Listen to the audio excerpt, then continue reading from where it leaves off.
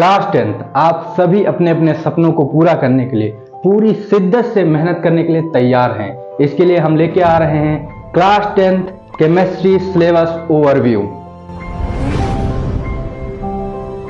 Class 10 chemistry का जो पहला चैप्टर है वो है भैया केमिकल रिएक्शन एंड इक्वेशन, रासायनिक अभिक्रिया एवं समीकरण। पहला चैप्टर आपका ये रहने वाला है भैया। इसमें हम जानेंगे कि आखिर जो है रासायनिक अभिक्रियाएं क्या हैं और आखिर रासायनिक अभिक्रियाओं की जरूरत क्यों पड़ी, आखिर इनको किया क्यों जाता है, उसको जानेंगे। यानी कि पूरा डिटेल में हम जानेंगे कि रासायनिक अभिक्रियाएं क्या होती है। फिर देखेंगे हम रिप्रेजेंटेशन, आखिर हम रासायनिक अभिक्रियाओं को कैसे रिप्रेजेंट कर सकते हैं उसको देखेंगे। बाय वर्ड्स देखेंगे, शब्दों के द्वारा, and by symbols and formula के द्वारा, मतलब फार्मूला और सिंबल्स के द्वारा भी हम रासायनिक अभिक्रियाओं को प्रेजेंट करना, उनका निरूपण करना जो है बहुत ही अच्छे से सीखेंगे। फिर हम सीखेंगे भैया रासायनिक अभिक्रियाओं को संतुलित करना, आखिर उनको संतुलित कैसे किया जाता है और संतुलित करते क्यों हैं, एग्जैक्ट कारण भी जानेंगे, जिससे आपको एकदम जो रासायनिक अभिक्रिया है यहाँ तक आने तक आपकी जो है उसकी एक एक कोड, छोटा छोटा कोड जो है एकदम क्लियर हो जाएगा। फिर इसमें हम जानेंगे टाइप ऑफ रिएक्शन, आखिर रिएक्शन कितने टाइप की होती हैं, तो इसमें आपको मेनली 4 से 5 टाइप देखने को मिलेंगे, जैसे योगात्मक अभिक्रिया हो जाए, वियोजन, विस्थापन, द्विविस्थापन, ऐसे ही आपको देखने को मिलेंगी। अगर आप यहाँ तक क्लियर कर लेते हैं अच्छे से तो इसमें कोई भी दिक्कत आपको नहीं होगी। फिर हम देखेंगे ऑक्सीकरण तथा अपचयन। जब ऑक्सीकरण अपचयन आप अच्छे से समझ जाएंगे तो इन दोनों के कॉम्बो से बनती है एक रेडॉक्स रिएक्शन, तो इसको समझने में कोई भी दिक्कत आपको नहीं होगी। ये तो था कि कौन सा हमारा पहला चैप्टर है और उस चैप्टर में क्या क्या हमको पढ़ना है। अब जानते हैं कि कौन सी ऐसी बातें हैं जो एग्जाम पॉइंट ऑफ व्यू से इंपॉर्टेंट हैं, और वो बातें अगर आप ध्यान रखते हैं, वो टॉपिक आप ध्यान रखते हैं तो वो अगले चैप्टर में आपको बहुत ही ज्यादा हेल्प करेंगी। तो भैया यहां तक जो चल रही बात, यहां तक तो नॉर्मल ही बात चल रही कि आखिर रिएक्शन क्या है, उनका प्रेजेंटेशन कैसे करना है। यहां से आपको ध्यान में रखा है कि संतुलित बैलेंस कैसे करते हैं, ये आपको पूरी केमिस्ट्री में जब तक आप केमिस्ट्री पढ़ेंगे तब तक हेल्प करेगी। हाई स्कूल के अगले चैप्टरों में ही नहीं, जब तक आप केमिस्ट्री पढ़ेंगे तब तक हेल्प करेगी, ठीक ना। तो ये बहुत ही इंपॉर्टेंट है एग्जाम पॉइंट ऑफ व्यू से, और आने वाले चैप्टरों में भी बहुत ज्यादा हेल्प करेगी। और टाइप ऑफ रिएक्शन भी आपको ध्यान में रखना है, ये भी एग्जाम पॉइंट ऑफ व्यू से और आने वाले चैप्टरों में आपको बहुत ही ज्यादा हेल्प करेगी। सेकेंड चैप्टर है हमारा भैया। सेकेंड चैप्टर क्या है? Acid basis and salt. क्या है? अम्ल, क्षार एवं लवण। इसमें क्या क्या कवर करने वाले हैं भैया? हम सबसे पहले जानेंगे कि आखिर अम्ल क्षार हैं क्या, उनकी पूरी डिटेल में कुंडली उनकी निकालेंगे कि आखिर कैसे कैसे इनको हम डिफाइन कर सकते हैं। तो इनको डिफाइन करने के लिए आपको बहुत चीजें मिल जाएंगी। पहली तो प्राचीन अवधारणा के अनुसार, मतलब प्राचीन अवधारणा किस पे काम करती थी भैया? स्वाद पे। स्वाद के अनुसार बता सकते हैं आप कि अम्ल क्षार क्या है, ठीक ना भैया। फिर आधुनिक अवधारणा आ जाएंगे, जो मेन हमको पढ़ना है। आधुनिक अवधारणा में 2 वैज्ञानिक आपको मिल जाएंगे, आर्निया साहब और ब्रांस्टेड और लॉरी साहब। ये जो है डिफाइन करेंगे कि आखिर अम्ल क्षार क्या है। ये आप जो है दूसरा क्या है, आप सूचक के द्वारा कर सकते हैं, इंडिकेटर के द्वारा, मतलब इंडिकेट करेंगे कि हाँ भैया ये अम्ल है, ये क्षार है। कुछ ऐसे सूचक आपको मिलेंगे, इसमें लिटमस उस पर मिलेगा जो बहुत इंपॉर्टेंट है। फिर आपको डिफाइन कर सकते हैं आप पीएच पैमाने के द्वारा, और फिर पढ़ेंगे पीएच पैमाने के दैनिक उपयोग। अगला टॉपिक है हमारा क्या है? रासायनिक गुण। अम्ल क्षार डिफाइन करने के बाद अम्ल क्षार क्या है, उसके बाद उनके रासायनिक गुणों को पढ़ना है। तो क्या है यहाँ हम क्या ले सकते हैं? पहली क्रिया हम सीखेंगे धातु की क्रिया। जब हम अम्ल ले लें या फिर क्षार ले लें तो क्या होगा, या फिर धातु कार्बोनेट या धातु बाइकार्बोनेट की अम्ल से कराएं तो क्या होगा, अम्ल क्षार की जब कराएं इनको, या दूसरी भाषा में कह सकते हैं हम उदासीनीकरण क्रिया, जो बहुत इंपॉर्टेंट है भैया, ठीक ना। तो इन सबको हम कैसे कराएंगे तो क्या मिलेगा, ये भी हमें सीखना है। फिर आ जाता है यही उदासीनीकरण की अभिक्रिया, जब आप लवण इसमें बनेगा वहीं से आपको लवण का जन्म हो जाएगा। तो लवण क्या है, सबसे पहले हम ये जानेंगे आखिर लवण क्या है, किससे कहते हैं। फिर क्या जानेंगे? टाइप जानेंगे, लवण के टाइप कितने हैं उनको हम डिफाइन करेंगे।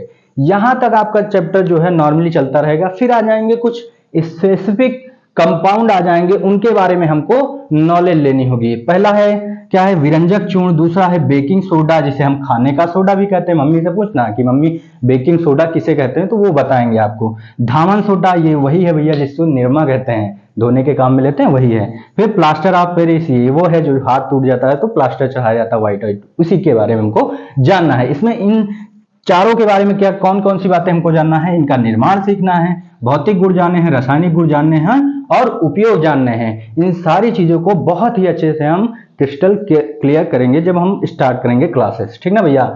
अब देखते हैं एग्जाम पॉइंट ऑफ व्यू से और कौन से ऐसे टॉपिक हैं जो अगले लेसन्स में आपको जो है बहुत ज्यादा हेल्प करेंगे। तो देखिए भैया, ये जो है एग्जाम की दृष्टि से बहुत ही इंपॉर्टेंट है। इसमें आपको 1 से 2 चीजें जरूर मिल सकती हैं, कुछ इस पे रिलेटेड कुछ भी जो है आपको मिलेगा जरूर, ठीक ना। तो ये वाला पार्ट जो है बहुत इंपॉर्टेंट है। अब जैसे ये अम्ल क्षार क्या है, तो ये बहुत नॉर्मली ही आपको याद ही रहेगा, कोई इसमें दिक्कत की बात नहीं, अगर क्वेश्चन बन गया तो आप कर ही लोगे। दूसरा है रिएक्शन वाला पार्ट, जो है बहुत ज्यादा इंपॉर्टेंट है एग्जाम की दृष्टि से भी है, और जो है इसको अगर आप याद रखेंगे तो अगले चैप्टर जो है 2 चैप्टर, 2 हो चुके हैं, 4 चैप्टर टोटल हैं, तो जो अगले 2 बचे हैं उनमें जो है आपको रिएक्शन में कोई दिक्कत ही नहीं होगी, क्योंकि आपने पहला चैप्टर अच्छे से समझ लिया, दूसरा चैप्टर भी समझ लिया, इनमें रिएक्शनों को आपने अच्छे से समझा है, तो अगले जो 2 चैप्टर आपके बचे वो एकदम चुटकी में निकल जाएंगे, आपको पता भी नहीं चलेगा।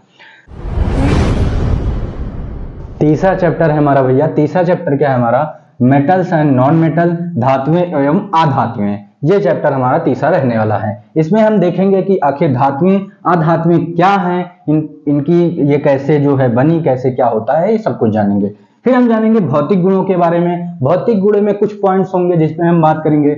इसमें बात करेंगे भंगुरता, आखिर धातुओं अधातुओं में भंगुरता होती है या नहीं। तन्यता पे बात करेंगे, आघातवर्धनीयता पे और ध्वनिक पे, कि धातुएं या अधातुएं जो है उनमें ध्वनिक होती है यानी ध्वनि होती है या नहीं। फिर हम बात करेंगे कि रासायनिक गुणों पे। रासायनिक गुणों में हम कराएंगे क्रिया धातु की ऑक्सीजन से, धातु की अम्ल से और धातु की जल से क्रिया कराएंगे, ठीक ना भैया। तो देखेंगे कि क्या क्या होता है, और भी रिएक्शंस हैं जिनको हम बहुत ही अच्छे से कराएंगे। फिर हम बात करेंगे सक्रियता श्रेणी पर, आखिर सक्रियता श्रेणी क्या है और वो कैसे बनी। अगर आप ये क्लियर कर लेते हैं ना भैया, तो आपको केमिस्ट्री में बहुत ही हेल्प मिलेगी, बहुत ही ज्यादा हेल्प मिलेगी। इस पे कई प्रकार के क्वेश्चन भी बनते हैं, अगर आप इसको अच्छे से समझ लेंगे तो वो क्वेश्चन बहुत ही आसानी से कर लेंगे। और इसमें आता है एक क्रियाशीलता, अगर क्रियाशीलता एक टर्म आता है, उसको अगर समझ जाएंगे तो ये वाली जो रिएक्शन होती है भैया, ये कैसे होती हैं बहुत ही आसानी से आप समझ जाएंगे। अगला टॉपिक, कुछ छोटी छोटी डिफिनेशंस आएंगे जो प्रचलित हैं, वो मैं लिख दिया हूं जो इंपॉर्टेंट है, जैसे खनिज क्या है, अयस्क क्या है,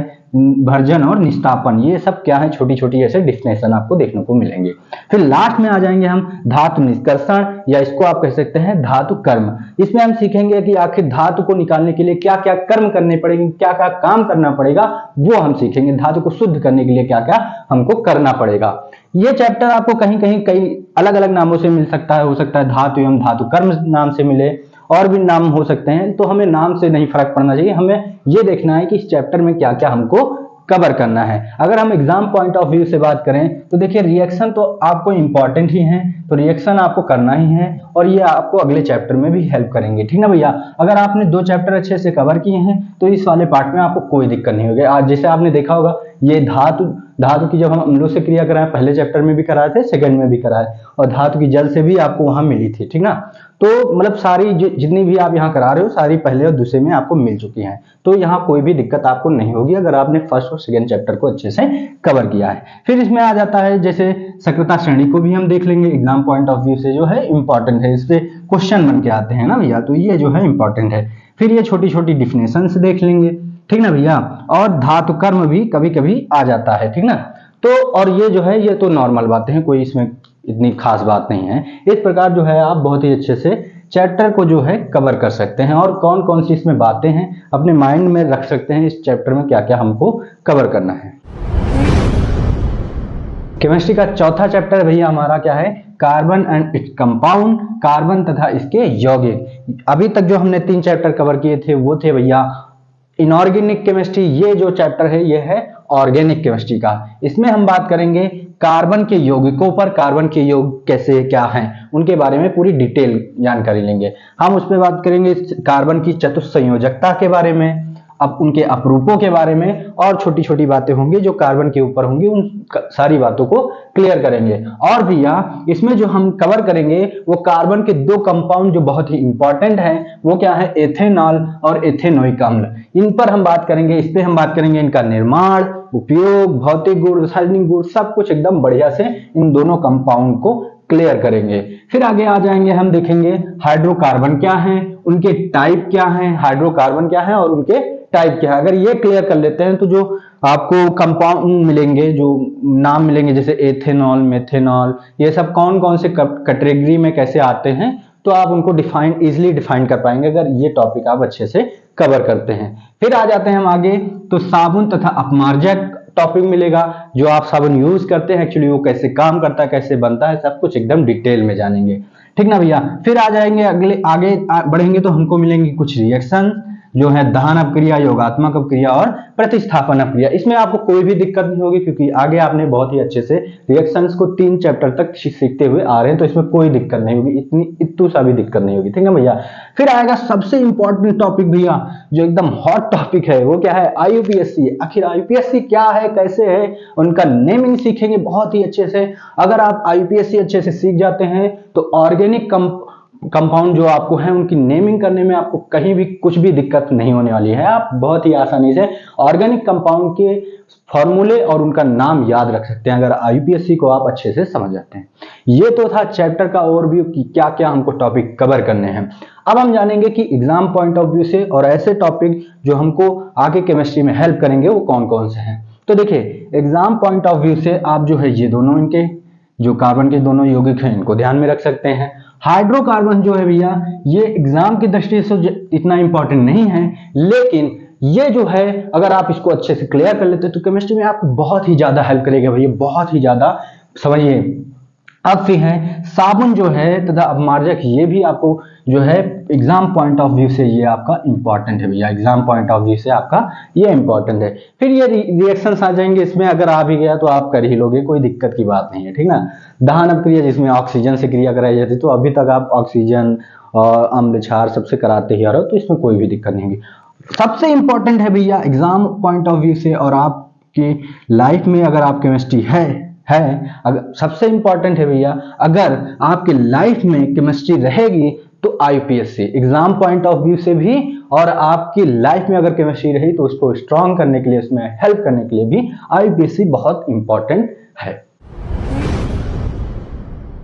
अभी तक हमने देखा कि केमिस्ट्री में जो है कौन कौन से चैप्टर हैं, उनमें कौन कौन से हमको टॉपिक पढ़ने हैं, कौन से ऐसे टॉपिक हैं जो एग्जाम पॉइंट ऑफ व्यू से इंपॉर्टेंट है और कौन से ऐसे टॉपिक हैं जो अगले चैप्टर में कनेक्ट करते हैं, अगले चैप्टर को बेहतर बनाते हैं। सारी बातों को हमने डिटेल में जान लिया। अब बात करते हैं केमिस्ट्री का कौन सा ऐसा चैप्टर है जो डिलीटेड है। तो भैया चैप्टर नंबर 5 जो है तत्वों का आवर्ती वर्गीकरण, ये पूरा चैप्टर आपका हटा दिया गया है। 2023-24 में भी हटा था और 2024-25 में भी ये चैप्टर हटा दिया गया है, पूरी तरह से कोई भी इसमें पार्ट नहीं बचा है। अब बात करते हैं कि कितने नंबर का केमिस्ट्री पूछा जाता है। तो केमिस्ट्री आपका 20 नंबर का भैया पूछा जाता है। अगर आप जो है बहुत अच्छे से तैयारी करते हैं तो आपके ये 20 में से 19 कहीं नहीं गए हैं। बस आपको एक बेहतर तैयारी करना है। बस आप लोग एक छोटी सी गलती कर देते हैं, क्या करते हैं कि जो भी चैप्टर पढ़ते हैं उसको वहीं तक सीमित रहते हैं, ठीक ना। तो उसको वहां तक सीमित नहीं रखना है, क्योंकि जो क्लास 10th में हर एक चैप्टर इंपॉर्टेंट रोल प्ले करता है अगले चैप्टर को बेहतर बनाने के लिए। तो ये बात आप दिमाग में बैठा लें कि हमको ऐसे चैप्टर पढ़ना है कि अगले चैप्टर में भी उसको हम हेल्प ले सकें, अगले चैप्टर को बेहतर बनाने के लिए।